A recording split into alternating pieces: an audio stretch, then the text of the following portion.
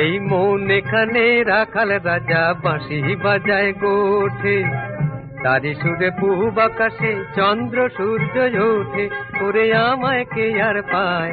এই মন এখানে রাখাল রাজা বাঁশি বাজায় গোঠে। বাংলা ছবির জগতে জনপ্রিয় বা প্রথম সারির কৌতুকাভিনেতাদের মধ্যে তার নাম আসবেই। তার অভিনয়, মুখভঙ্গি, বডি ল্যাঙ্গুয়েজ, টাইমিং তাকে কমেডিয়ানের তকমা দিয়েছিল। অনুপ কুমার। ওরে তোর গোপ, তাই তো কি হলো হয়েছে রে? তখন ল্যাংড়া আমটায় কামড় দিতে গিয়ে মনে হলো শ্বাসের সঙ্গে খানিকটা আঁশও চলে গেল।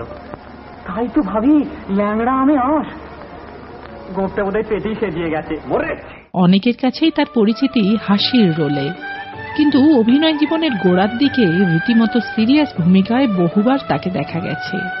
পলাতক ছবিতে নায়কের ভূমিকায় তিনি তার প্রতিভার স্বাক্ষর রাখেন। বিএফজে এর সেরা অভিনেতার পুরস্কার পান তিনি। আমি তোর কাছে ঠিকানা দিয়ে যাব, ধর যদি সত্যি আমার কিছু হয় একটা খবর পাঠিয়ে দিবি, ব্যাস। না না, বেশি কিছু না, শুধু লিখে দিবি এখানেই ছিল, কি জানি কোথায় চলে গেছে। কারো মনে দুঃখ দিতে নেই, জানলি কি হবে দুঃখ দিয়ে? পড়ুক না, শুধু সিঁদুর বইতো নয়, জীবনে তো আর কিছুই পেলে না। দোষ দিও না আমায় বন্ধু, আমার কোনো যে দোষ নাই, কার কাছে রাখিলাম মন তার কাছেতে চাই গো, দোষ দিও না আমায় বন্ধু। পলাতক ছবিটির পাশাপাশি আরো যে ছবিটির নাম উঠে আসে তার অভিনয় জীবনের অন্যতম সেরা হিসেবে, সেটির নাম নিমন্ত্রণ।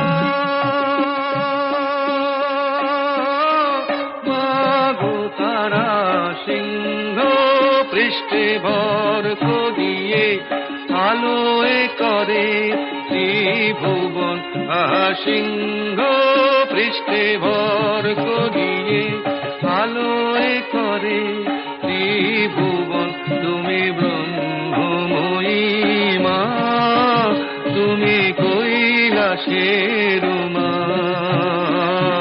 শ্মশানেতে শ্যামা, তুমি বৈকুণ্ঠে রমা। কুমি, কলকাতায় যাবি? কলকাতা? হ্যাঁ কলকাতা। যাবি বেড়াতে? কি করে? কি করে আবার? এখান থেকে নদী, সেখান থেকে নৌকো করে দূরের স্টেশন, সেখান থেকে ছোট রেলে করে জংশন, তারপরে বড় রেলগাড়িতে চেপে কলকাতা। যদি ভয় করে? কিসের? ওই যে ও ছিটছিট। সে কি চড়িসনি কখনো আগে? দূর বোকা, ভয় কিসের, আমি তো রয়েছি। শোনা যায় শিশির কুমার ভাদুড়ী আর তার পিতার কাছ থেকেই অনুপ কুমারের অভিনয় শিক্ষার শুরু। আসল নাম সত্যেন দাস। কখনো নায়ক নায়িকার ভাই বা পার্শ্ব চরিত্রে বেশ কিছু ছবিতে আমরা তাকে পাই। এটা বুঝতে পারলেন না? এটা হচ্ছে ভারতীয় রাগ প্রধান সঙ্গীত। রাগ প্রধান? রাগ প্রধানটা কি জানেন না? জানেন না? রাগ প্রধান সঙ্গীত মানে হচ্ছে কি জানেন? যিনি গান খুব রেগে গান, আর যারা শোনেন তাদেরও খুব রাগ হয় গাইয়ের প্রতি।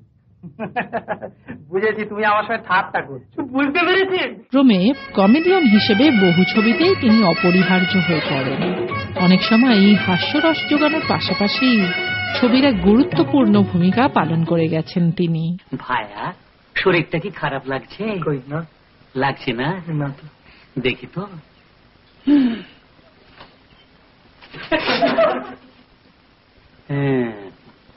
বাড়ি যাও ভাই, বাড়ি যাও।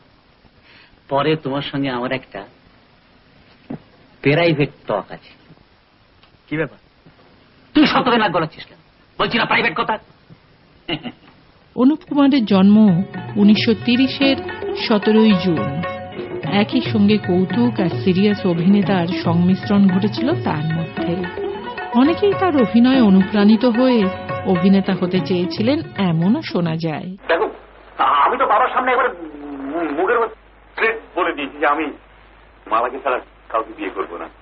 অঞ্জনা, তোমাকে নিয়ে নৌকো করে ঘুরে বেড়াবো না, গান শুনবো, আমি তোমাকে বিয়ে করবো। জানো তো ওর তো বিয়েই হয়ে গেছে, আমাদের ক্লাসে পড়ে। আমি তোমাকে ভাগাবার জন্য বুঝিয়ে অভিনয়। শিল্পীর জন্মদিনে রইল আমাদের শ্রদ্ধার্ঘ্য। জীবনপুরের পথিকে রে ভাই, কোন দেশে শাকিল নাই, কোথাও আমার মনের খবর পেলাম না, কোথাও আমার মনের খবর পেলাম না।